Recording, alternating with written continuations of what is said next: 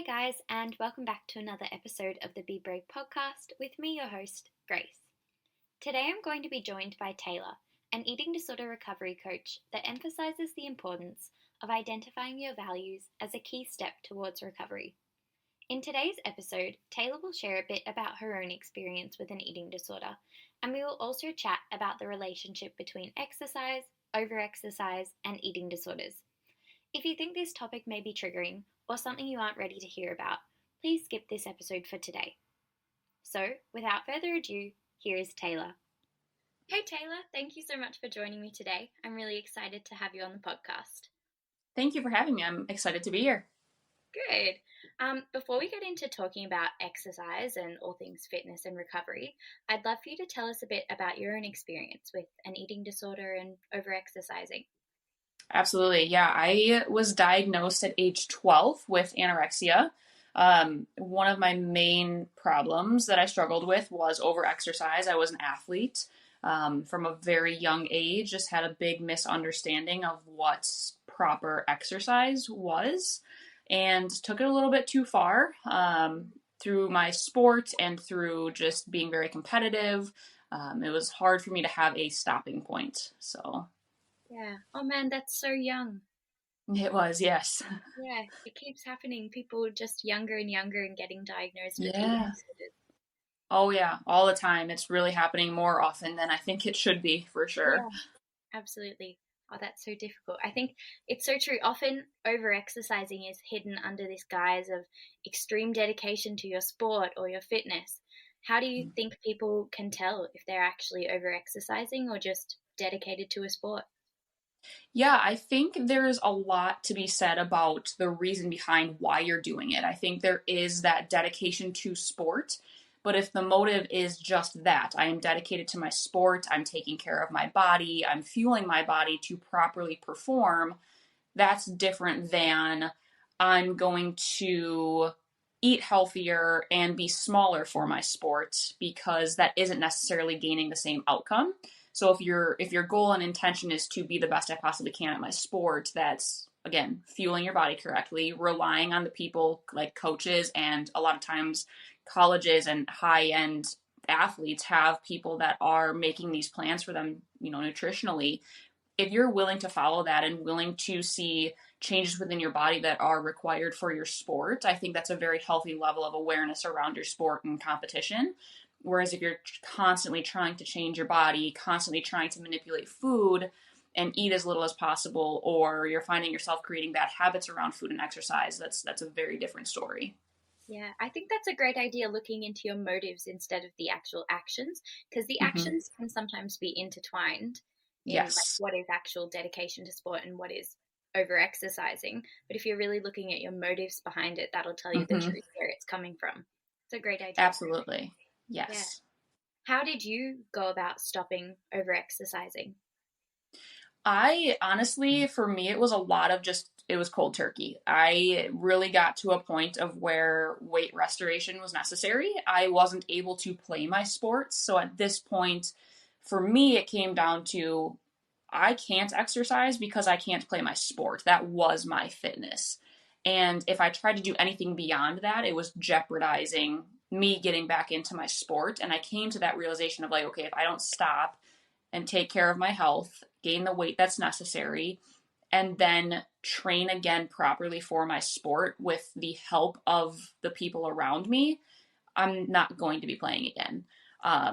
So it was very much a harsh realization and a very harsh stopping for me. It wasn't a wean off of, it was, I'm done. Like, I'm not doing this until I get the help that I need, which was inpatient treatment and residential treatment, which doesn't allow a lot of exercise. So it was a very abrupt stopping point for me to really realize what I was doing was detrimental to my health and my sport. Yeah. Is it okay if I ask what is your sport? What was, if you still do Yeah, it? absolutely. So my sport was volleyball. I loved it. Played very competitive. I played club. I played high school. I played in college. Cool. Loved the sport. Yeah. Yeah, I feel like that's a very, it's not as common in Australia, that's for sure. Yeah. But Yeah. it Very sounds like, common in the US. yeah. So I know that you went cold turkey, but was there anything else that really helped you? Yeah, I actually relied a lot on like breath work and learning more of the meditation side of things. I dabbled in yoga a little bit just to get some like stretching and a little bit of movement in because that really is, at my core. I love to do that. But things like breathing really helped ground me and really learning about how to stay grounded because it is almost I'm looking for that like adrenaline rush. And when you are in a sport and you are exercising, it's a constant high. And I kind of needed to find my low and my baseline. So I had to rely on a lot of different like habits. So it was, I got really into art. I found I was really talented with art. I really found new hobbies, and then a lot of breath work and meditation, just learning that and all of those things. Wow, I think that's amazing, really finding how to ground yourself and other ways to, do little acts of self care, art therapy. Mm-hmm. Wow, that's really nice. And I think it's not talked about a lot. Like Yeah. people think maybe you'll go on an antidepressant or anxiety Mm-hmm. medications, whereas there are things you can try first, like breath work Absolutely. and other forms Mm-hmm. of therapy. Like it's not all just talk therapy. There's, like you said, Yeah. yoga, breath work, art therapy, music therapy. I mean, Yes. it depends on what you're inclined to do, but yeah. Absolutely. Yeah. And then I think at some point too, like it really did help relying on these other hobbies because I had, at the time I was young, I had pets and it went from no exercise to taking my dog on a walk or we lived next door to my grandparents. I would take a walk down to my grandparents. It was this gradual, like adding back in of movement to where it kind of started with okay finding new hobbies which is art or like you said music or anything like that and it was like okay I can sit still while doing this but I'm engaged and then it went to the breath work where it was a little bit more body focus and all of that and then it went to some yoga and some stretching and then it went to a couple walks here and there and then it allowed my body a break but for me to still stay active enough in other areas that it was easier to sit with it. I love that slow progression as well that you described. So the other therapy sort of being a bit of a distraction at the start Mm-hmm. and then moving slowly into getting in tune with your body again. I think that's Yes. really nice. Mm-hmm. So all of these things that you did, are those the sort of tips that you give to other people to help them to stop over exercising? Yeah, absolutely. I have people that come from all different spots that they're in. Some people are able to continue exercising with a little bit of adjustment to their routine and then really focusing on mindset of hey, like why are we doing this? Let's set up some values that these movements are aligning with. It's really about that mind body connection that I work on those types of people with. People that I don't necessarily need to stop exercising, but I need them to realize the why behind what they're doing so that they can continue with a sustainable progress and a sustainable lifestyle that they if they actually truly value exercise like let's create a healthy relationship with it and then I have some people where I do need to have them stop health is in jeopardy and they may need to seek higher level of care an outpatient team an inpatient team whatever that may be to where we do focus more on those slower movements maybe some stretching and maybe some mindfulness work associated with stretching to really try to get them in touch with mind and body because when you are over exercising for the wrong reasons and your health is jeopardized, we need that connection to come back. Yeah, absolutely. I think so many people just block it out and just Mm. keep pushing even though their body does not want to allow it. Yes, absolutely. And there's such a disconnect there that they don't know how to stop. So it is sometimes just cutting it off and being like we need to work on something differently.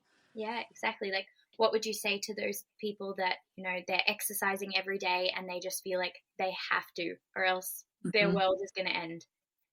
Yeah, I think that's where we use that slow progression as well to where, okay, if we can stop and if they're doing 7 days a week, can we get it down to 5? And then can we get it down to 4? And it's like sometimes we can't just rip that band aid off. Some people can, some people can't.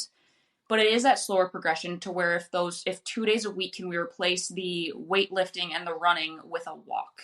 And then we progress back. Okay, so we got those 2 days out. Can we do 2 rest days now? And then it's 5 days a week. And then it's 3. And then it's 2. And then it's the chance to work on that connection with those slower movements of we can keep the walks going. We can learn more about yoga. We can learn more about stretching and the different forms of stretching. There's so many forms of stretching now that it is almost its own thing.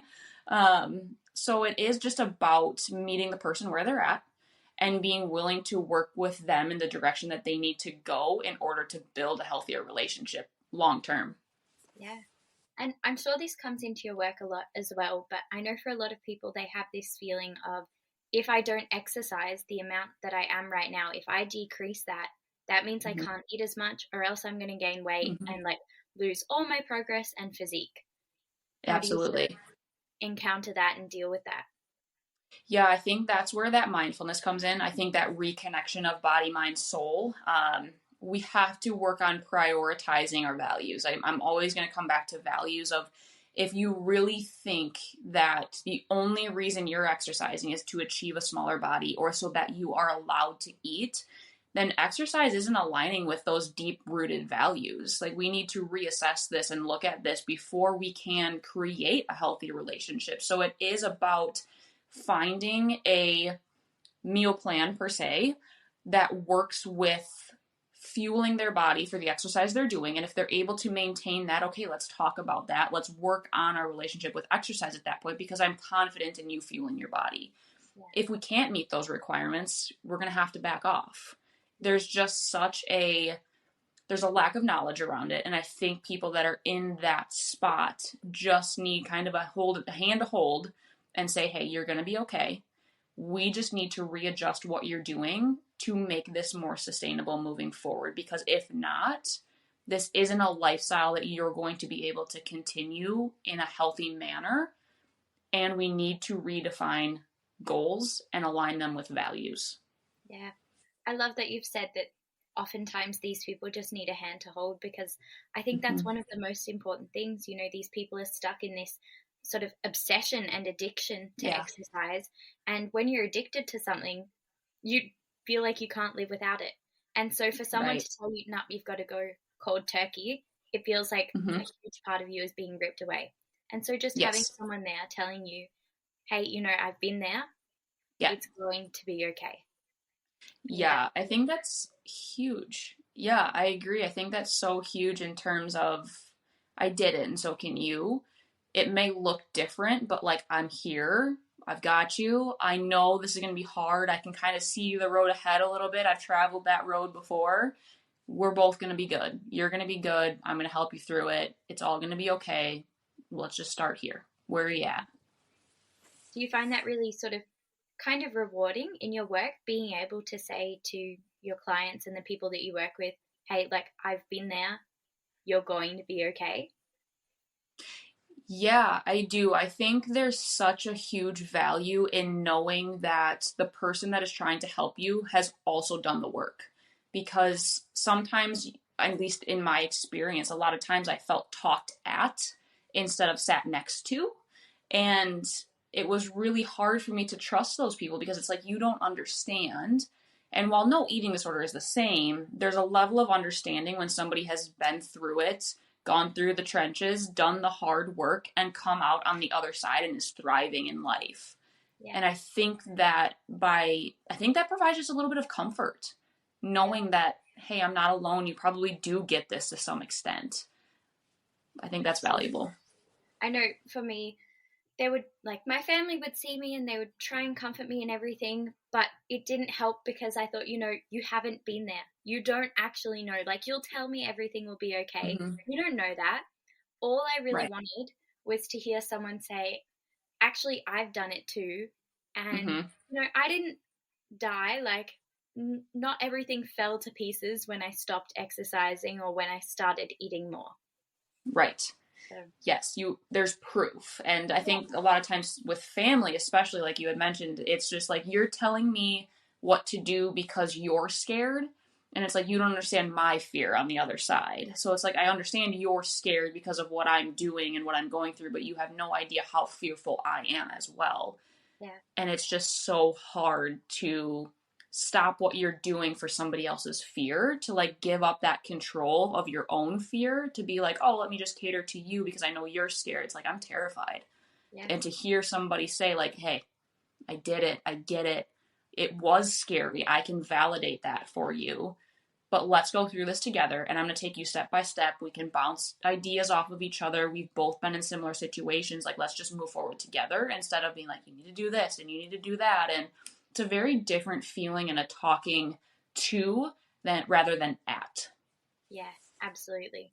I think that's unfortunately really common in the field of eating disorders professionals talking at people. You have to do this, or we're going to do this to you. Mm-hmm. Not as much working with people to help them where they're at and find a way for them to move forwards that works for them as well. Absolutely. It's so individualized. Yeah. Has to be. I love that you're talking about values as well. I've talked about it in many of my previous podcasts. This is something Mm-hmm. that sort of really kickstarted my recovery, really Mm-hmm. realizing, okay, what are my values? Like, all things aside, just stop thinking about the eating disorder for a minute. What do I actually value in life? Mm-hmm. And once I wrote those down, I think maybe like 5 or 10, somewhere between those, I was Yeah. like, does my eating disorder get me closer to or align with any of these? And it didn't, Right. in any way possible. And Yep. that's what sort of like, it just clicked a little bit in my head. It was like, Mm-hmm. I'm not leading the life that I want to in any way, shape, or form. This is going to Right. be incredibly hard, but I can't keep living like this. Yeah. I think it's so important that you include that in the work that you do, and I love that you talked about it today as well.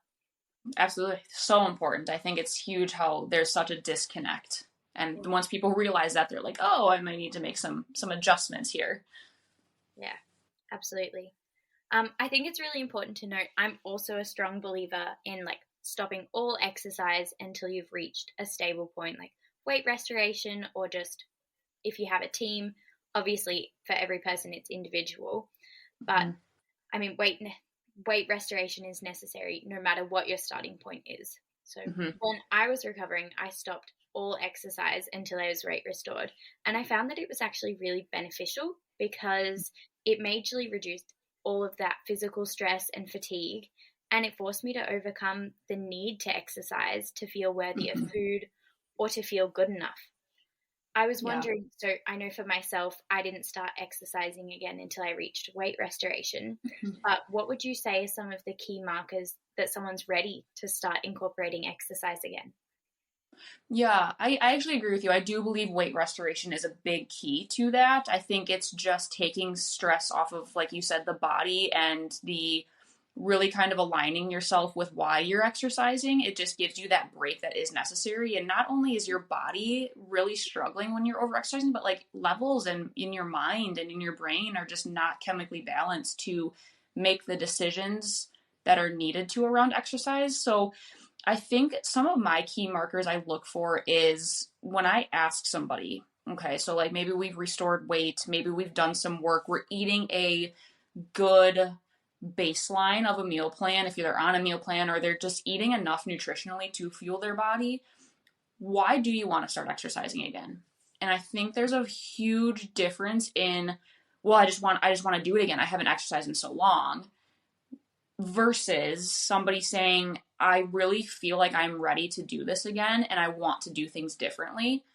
And really laying out a plan, being able to talk to that person and laying out a plan that progresses over time and not somebody that's just going to go back to the gym for hours a day or go for runs for hours a day. It's like somebody that is calm and willing to have the conversation around exercise and not just like, well, I'm weight restored, now I need to exercise again. Yeah. There's a vast difference in that. And you can tell in their body language as well when you're bringing up this conversation again on, are they anxious? Are they kind of just chomping at the bit here to get back into it? Or can they really come up with a concrete plan with me to make this last and not slip back into their eating disorder? And I don't think weight restoration is like the key marker of it. I think it's something that needs to happen, but I think it's somebody recognizing that they need to restore the weight in order to properly function with exercise.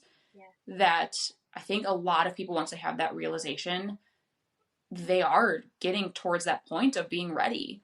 Yeah. The capability of following a meal plan or following what the treatment team is advising in terms of nutrition is a huge marker for me because I'm not the dietitian, I'm not the therapist, but I am there to support in the action steps that they're taking. So if somebody is consistently following a meal plan and willing to challenge themselves and willing to eat enough to make exercise possible and daily living possible, huge marker for me if that's something that can be consistent. Yeah, absolutely. So not even just the weight restoration side, but more that mental side of, are Mm-hmm. you actually challenging those thoughts and those behaviors? Mm-hmm. And if you are, then maybe you are on the right path and you're ready to start getting back into it. And also Mm-hmm. always just coming back to that motivation side of things. So Yeah. are you wanting to get back into exercise simply because you feel like you need to exercise because you've Mm-hmm. taken time off? Or are you Right. wanting to get back into exercise because you love what your body can do for you when it actually has energy, and you Mm-hmm. love being able to go out in nature and, have a walk, or Right. experiment with what your body can do if you do gymnastics or something like that. Like, so Mm-hmm. many different forms of movement. It's amazing. But I love that Exactly. it all just stems back to that motivation. Like, what's your reason Right. behind it? Yeah, and I think making a plan too in terms of if they are getting back into exercise, what are these markers for them that might be a red flag? Can you name a few for me? Because then they're recognizing old patterns that aren't going to serve them going forward. And if we can have an honest conversation about that, like I'm totally willing to proceed with exercise again because you are recognizing what was going on in the past wasn't serving you. So, how can we move forward where we're at now and then future self that is going to make this a new pattern in your life that is healthy, that is sustainable, and that is allowing you to experiment with what your body can do while nourished? Yeah, I love that you brought this up because my next question for you was, once someone does actually get back into exercise, how can they make sure that they don't slip back down that slope to disordered habits and behaviors? Yeah, I think a huge piece of that is staying consistent with your treatment team, with your coach, with whoever is that person for you. Have that accountability partner or those accountability people that you can tell, hey, these are some signs that I know I need to look for, but also I might need you to look for. Like, you might need to be my mirror here because sometimes I don't recognize them right away. Like, they aren't a red flag like they should be. Sometimes people who have had a problem with exercise or have had an eating disorder, those red flags tend to kind of pop up a lot slower. So I think having people in your corner that can say, hey, like, can you just tell me why you're doing this or what's your reason behind it? Like, can just refresh me a little bit to have that honest conversation on like where they're at and what the intention behind what they're doing is and why that concern may be raised. Huge. Yeah. Um, And yeah, even I in think their, just oh, sorry, go go. ahead. No, go ahead. Even in their response to that, like if someone's questioning them on their behaviors, they will Mm-hmm. learn within their answer what their true motivation is. Because if someone Mm-hmm. asks them, like, hey, I've noticed that you are going to the gym a bit more, like, just wanted to check in because you mentioned Yeah. this might be a bit of a red flag.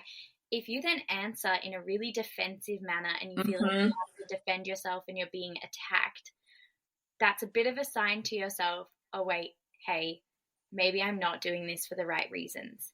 Because another part Yes. of eating disorders and overexercising is a huge amount of secrecy.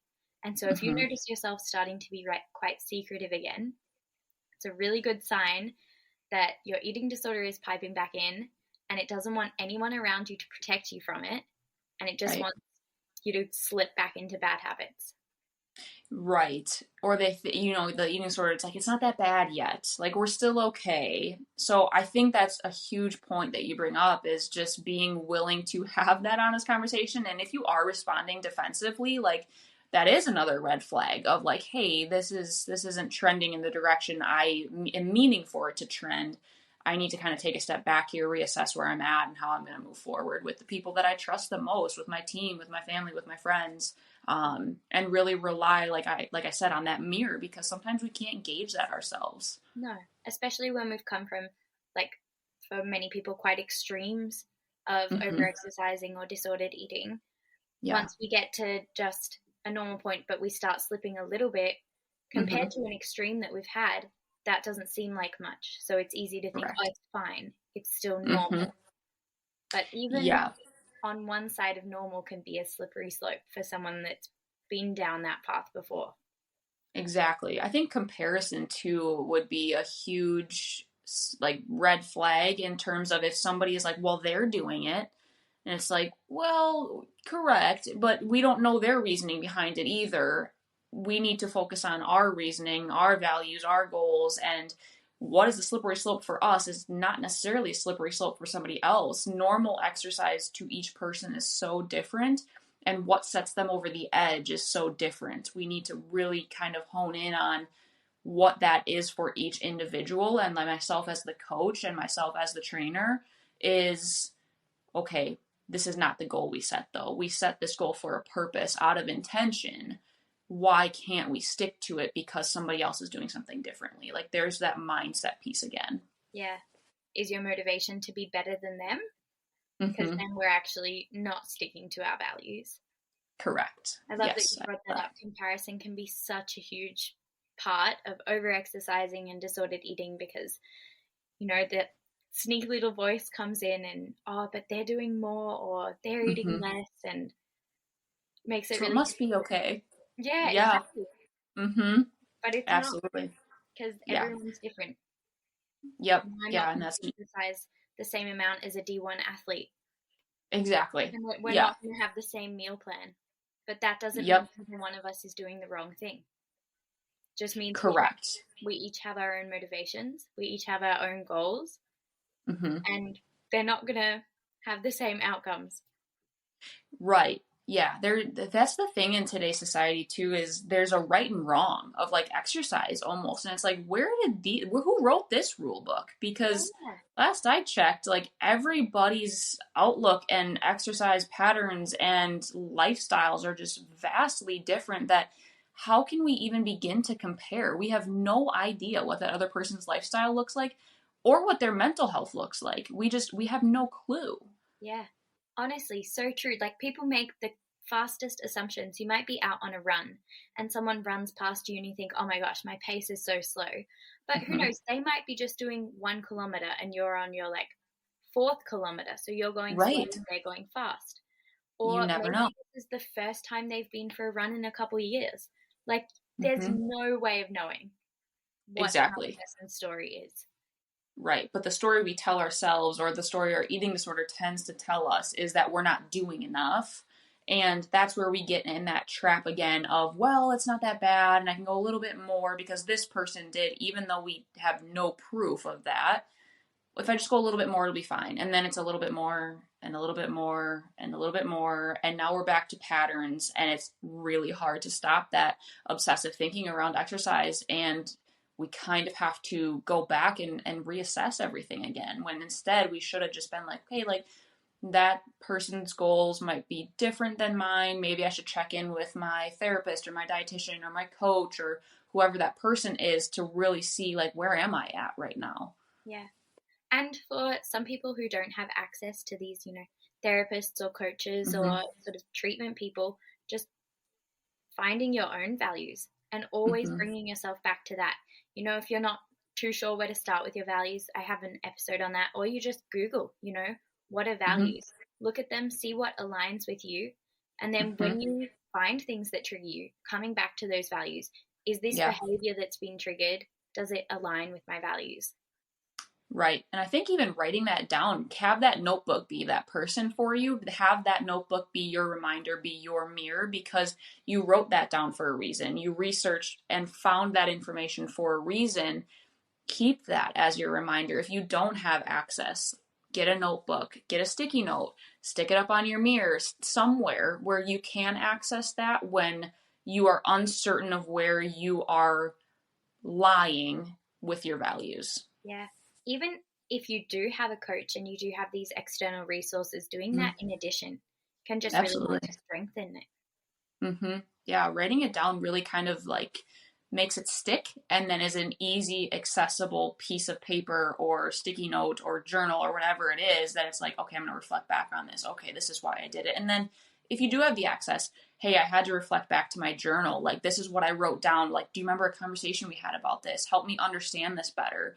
I Yeah, think it's just very valuable to have that in as many places as possible. absolutely. It's a bit of a promise to yourself as well. Because if Mm-hmm. further down the track, you're starting to drift away from these things, you're like, you look back at it though, and you're like, Right. that was actually really important to my inner self. So maybe I Absolutely. do need to take a look at this again and realign what I'm doing. Yeah, I love that.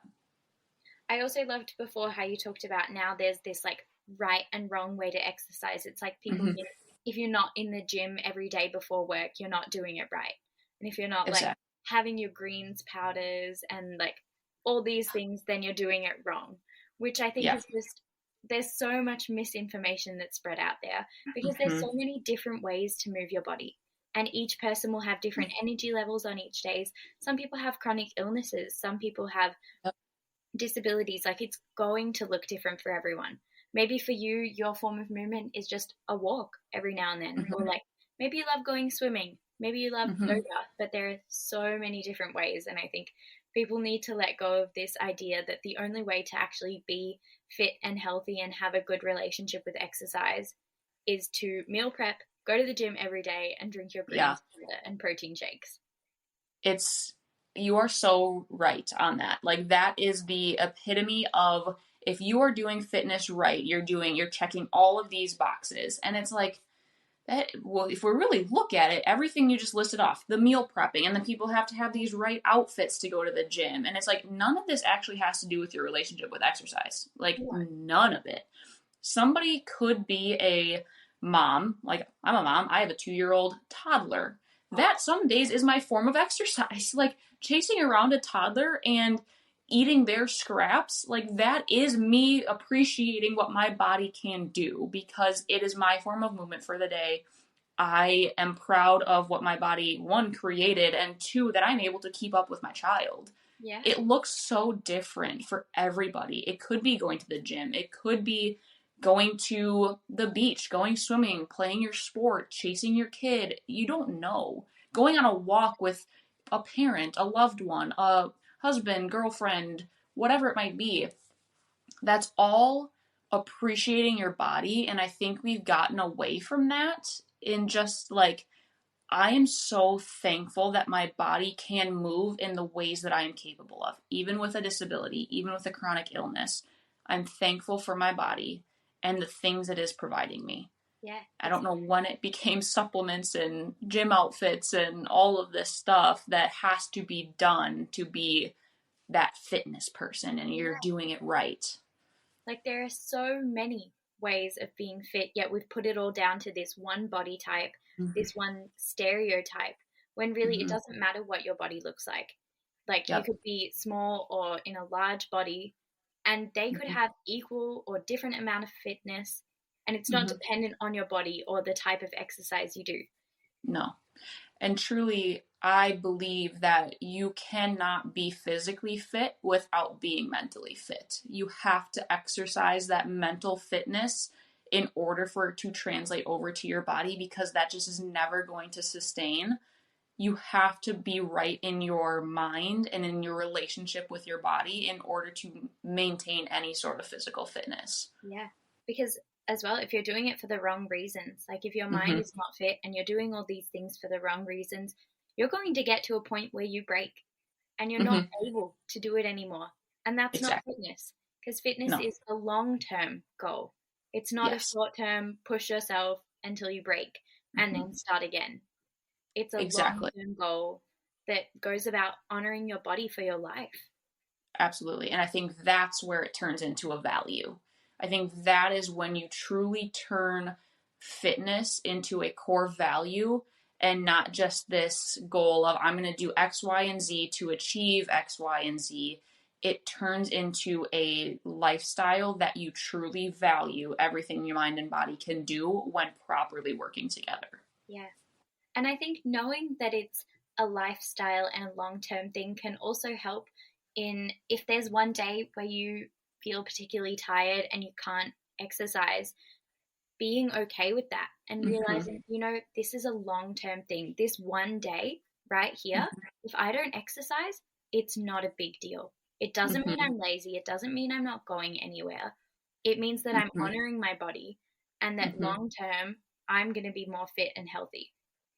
Exactly. I think you're with taking care of your body and taking rest days, you are exactly what you said, honoring your body and what it can do. And when you truly listen to your body, it tells you everything you need to know so that you can progress forward and move forward. And it's not just this, I'm going to push, I'm going to push, I'm going to push, and then I'm going to break. And then, okay, it's like, I'm okay now. And then I'm going to push, I'm going to push, I'm going to push, and then I'm going to break again. It's just this fluidity that fitness can have. And it's this beautiful process that if you allow yourself to just be in it, instead of setting these expectations within it, that it is truly something that can be lifelong and that can set an example for other people around you that may not have that information. Yeah, absolutely. And it makes it so much less overwhelming when you know that your body is the one guiding you and not some external pressure, whether that external pressure is another person or comparison or your own thoughts. Knowing that your body is what's guiding you can make it so much easier, because if you wake up and you think, oh my God, I have to do a workout, but you're actually so drained and tired and have no energy, if you know that your body is the one guiding you, you'll be okay letting that go. Yep. And it won't ruin your day or your week. Exactly.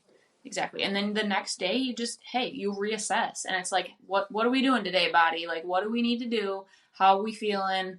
Okay, we can do our workout today. We can go for a walk today. Like, that sounds amazing. Thank you. Being grateful for the ability to be in tune with your body is a skill that I truly think to master is so rare. Yeah, absolutely. And it just makes movement so much more enjoyable when you're doing the movement that aligns with your body at that moment. Because if I actually feel like going for a run, it feels amazing. But if I don't feel like going for a run and I go for a run, that's going to feel like rubbish. Oh, terrible. Absolutely.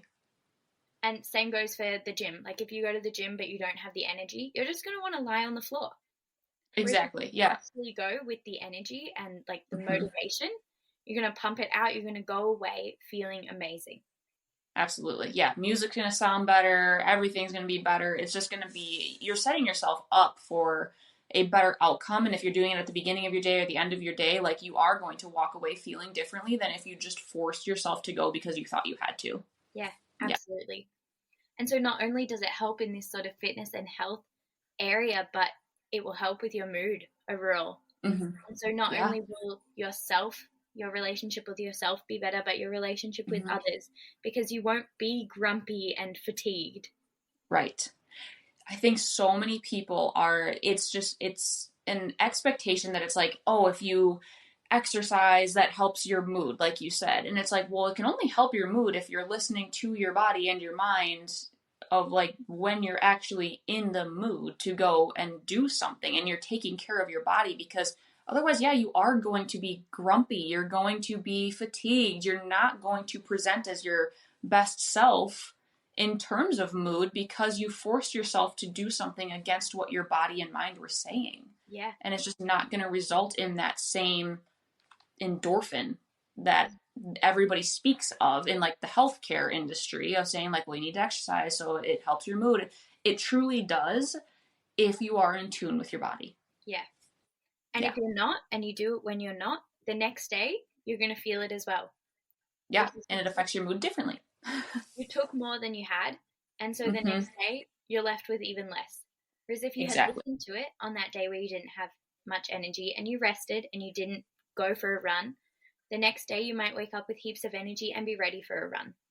Exactly. And you probably are, and I don't want to use like making up for, you rested and you are having a quality workout the next day. Whereas if you force yourself, you're going to have an ineffective workout today and an ineffective workout tomorrow. Yeah, absolutely. So it's not like by forcing yourself, you're actually achieving greater results.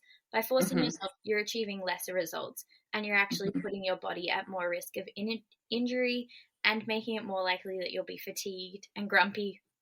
Yes, exactly. It's not helping the mood then. No, not at all. It's been so interesting talking to you, Jay. Thank you so much for joining me. I appreciate it.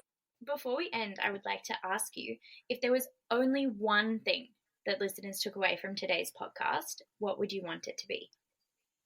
I think I want to touch back on those values, like really get in tune with your values around exercise specifically. Why are you doing what you're doing? Why is it important to you? How can you create a lifestyle around it that is of benefits that you're really taking care of and fueling your body. And if you're not in that position right now, like trying to recenter yourself, maybe reaching out for help, really asking yourself those tough questions of why am I doing this? And does this align with my overall values that are taking me throughout life? Yeah, I love that. I think that's an amazing thing to end with. Before we do end, on these values of exercise, I think for some people they might struggle to figure out what that may be. Do you have any examples from either yourself or from people that you've worked with, what some sort of examples of values around exercise may be? Absolutely. So mine personally, I took it from I had to do this. I have to do X, Y, and Z because I want to achieve a certain body. So how I look at it as, and I, from somebody that I know who is very, very wise in the eating disorder field, goals are something that either are achieved or not achieved. And values are something that are lifelong. So values are something that carries us in the motions we go through every single day. Goals, we can set goals, we may achieve them, we may not achieve them. So with exercise, I value the fact that my body is capable of waking up every day and doing a workout. And for me, I love lifting weights. Like that is something that I loved. During my eating disorder, I thought I loved cardio. I thought I loved going for runs. I thought I loved being on the treadmill. That wasn't aligning with my values. I was forcing myself to do something for this unachievable outcome, which was changing my body, making my body smaller.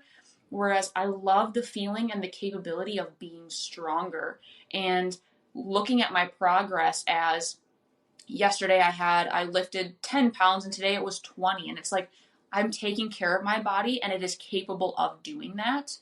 And I also value my time in rest because I am thankful for my body, for what it has done for me, for what it continues to allow me to do. It doesn't have to do that, but it does every single day that I choose to wake up and take care of it. I am aligning myself with my values and being like, thank you so much for being able to take me through this life and get stronger every single day. And I show myself love and I give myself grace and I love being able to rest and recharge. And then exercise is sometimes lifting weights and sometimes chasing my toddler. It's not a thought anymore. It's just the joy of movement. And I find joy in that every single day, no matter what it looks like. And I love that you're showing that that change is possible. That change from I have to do this because I don't like myself and I am doing this to change myself to I get to do this. And I'm so glad that I can because it feels great. Absolutely. Yeah. I know that for some people, some of their like motivations behind exercise as well are like they want to stay agile. They want to, when they have kids, like you were saying, they want to be able to chase them around. They want to be able to, when they're an old lady, pick up their grandkids. So I think these sort of values that are long term and not, short term changes or things like that can be so helpful in redefining your relationship with exercise. Absolutely. And I think you just have a deeper connection to self and like truly in your soul of who you are and why you're doing the movement you're doing. And it's for some people truly find through this process, I don't enjoy exercising. And it's like, okay, cool. Let's redefine what exercise means to you. Do you enjoy going for walks? Do you enjoy nature? Do you enjoy playing tennis with your partner? Whatever that is, we don't have to look at it as this definition of exercise. Yeah. Redefining and reconnecting with your values is finding what you actually enjoy doing that brings you joy and fulfillment, and it doesn't have to look like anybody else's. That's the biggest distinction. You don't have to look a certain way, and your process can be vastly different from everybody else's, and you're okay with that. Yeah. I love that you touched on that because I think lots of people have this fear that, but what if I stop and I actually realize I don't like exercise? And I think that's where it comes in, this sort of stereotype of exercise is running on the treadmill or like doing a marathon or something like that, when really there are so many options, like dancing, going for walks, like you said, yoga, swimming, even what's it called, aqua aerobics. Like there are so many ways to move your body, and all of them are good. None of them are the one and be all. Forgot what that saying is, the be all end all or whatever it is. End all be all, yeah. Yeah, something like that. And so it's really good to think about that just there are so many ways you can move your body and finding which one you like. And I think people don't realize that on a daily basis, to perform tasks of just living, you are moving your body. And so that fear of, oh my gosh, if I don't like exercise, it's like you may not like the exercise that your eating disorder liked. And that is okay. But if you're getting up every day and you are happy to be getting up every single day, the movement of getting out of bed is movement, and find joy in that movement. You are so lucky to be here. Give yourself the grace to say, I am okay with not loving somebody else's version of exercise. Yeah. We'll find it. It looks so different. Yeah. And I think just going away with that feeling of I'm okay finding what sort of movement feels good and aligns with my values. Absolutely. I think that's an amazing message to leave people with. Thank you so much for talking today. It's been really nice. Thank you. Yeah, absolutely. Thank you so much. I hope that you guys enjoyed that chat with Taylor as much as I did, and that you can take away her final message to really get in tune with your values. Asking yourself, why are you doing the things that you do? And do your behaviors really align with your values? Taylor has definitely left us with some really interesting questions. Don't forget, you are valid no matter what your experience is. You are worthy no matter what you accomplish, and you are enough regardless of what you look like. Until next time, keep being brave.